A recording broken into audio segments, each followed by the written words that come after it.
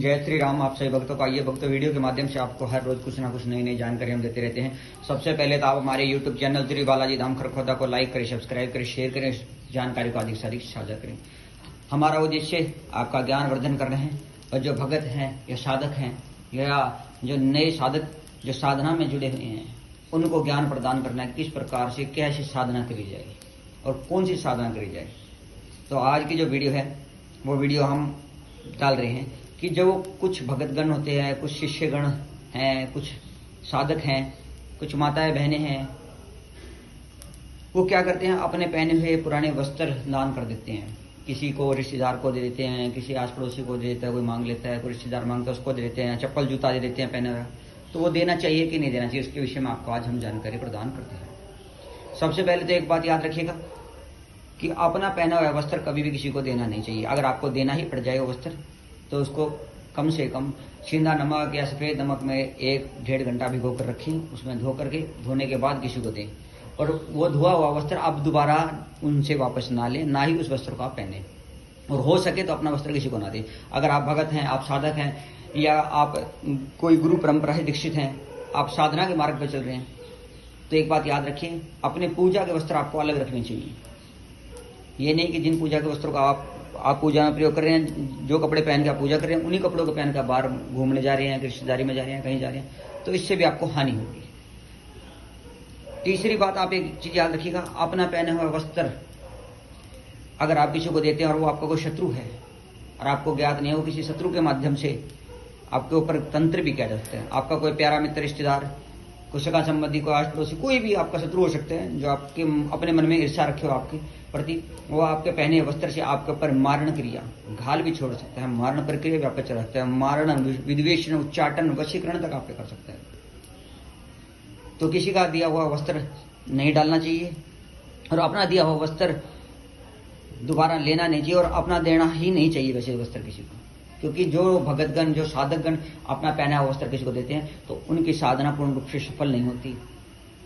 उनके ऊपर भूत प्रेत बाधा कई बार छोड़ दी जाती है इन प्रक्रियाओं के द्वारा, क्योंकि आपका जो पहना हुआ वस्त्र है उस वस्त्र पर आपका शरीर की एक गंध है, आपका पसीना है, आपकी एक आभा है, वो उस पर वास करती है और उस वस्त्र के द्वारा आपके ऊपर अभिचारिक क्रिया अर्थात तंत्र की क्रियाएं भी आप पर करी जा सकती हैं बड़ी आसानी से।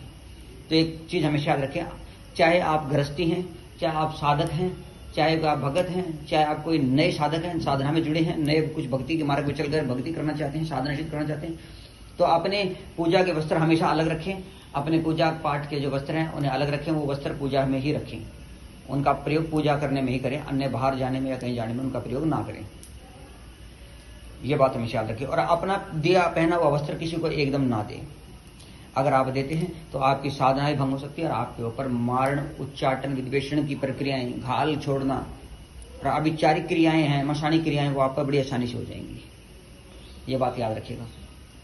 बहुत से लोग ऐसे हैं जो कपड़े दे देते हैं, इन चीजों को गौर नहीं करते, अपने पहना जूता चप्पल भी दे देते हैं, जुराबे दे देते हैं, कपड़े दे देते हैं, तो कुछ समय के बाद उनके साथ कुछ घटनाएं घटती हैं। वो कहते हैं कि हमें रात को दबाव पड़ता है, कोई चीज हमें पकड़ती है, कोई छू रही है, कोई हमारा गला पकड़ता है, हमारे मन पढ़ाई में नहीं लग रहा, हमारा मन साधना में नहीं लग रहा, हमारा मन भक्ति मार्ग में नहीं लग रहा। तो ऐसा उनके साथ फिर घटनाएं घटती हैं, फिर उन्हें बाद में पछताना पड़ता है और इसका भोग भोगना पड़ता है। और अगर आप भगत हैं, साधक हैं या आपकी शक्ति सिद्ध है और आप अपना पहना वस्त्र किसी को देते हैं और वो वस्त्र 1-2 दिन बाद वो आपको वापस दे देता है और जिस व्यक्ति को आपने वस्त्र दिया उसमें भूत प्रेत है या भूत प्रेत से वो ग्रस्त है, तो उसका पहना वस्त्र आप पहनेंगे।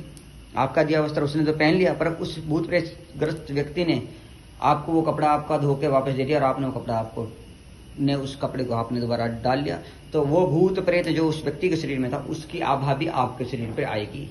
ये बात याद रखिएगा और आपकी साधना भंग होगी, आपकी साधना में त्रुटियां होंगी, आपकी साधना सफलता नहीं प्राप्त करेगी, आपकी बुद्धि भ्रमित हो जाएगी और आपको कहीं ना कहीं उस प्रेत बाधा का सामना, उस प्रेत पीड़ा का सामना करना पड़ेगा, उस प्रेत पीड़ा से आपको ग्रस्त होना पड़ जाएगा। ये बात याद रखिए।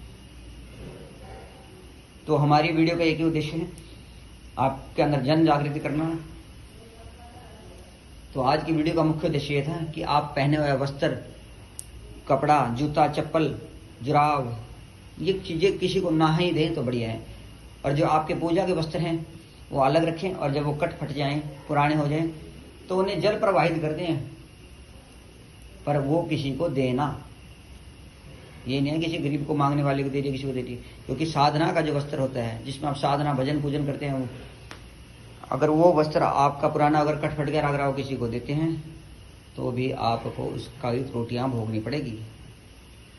तो याद रखिएगा। तो इस प्रकार की गलती अपने जीवन में ना करें। अपना पहना वस्त्र, पहना जूता चप्पल किसी को दान ना करें। अगर आपने दान ही करना है तो नया वस्त्र, नया जूता चप्पल, नई कोई भी चीज आप दान करें, वो आपको लाभ देगी। तो आप सही भक्तों का कल्याण, सही भक्तों को जय बालाजी महाराज की।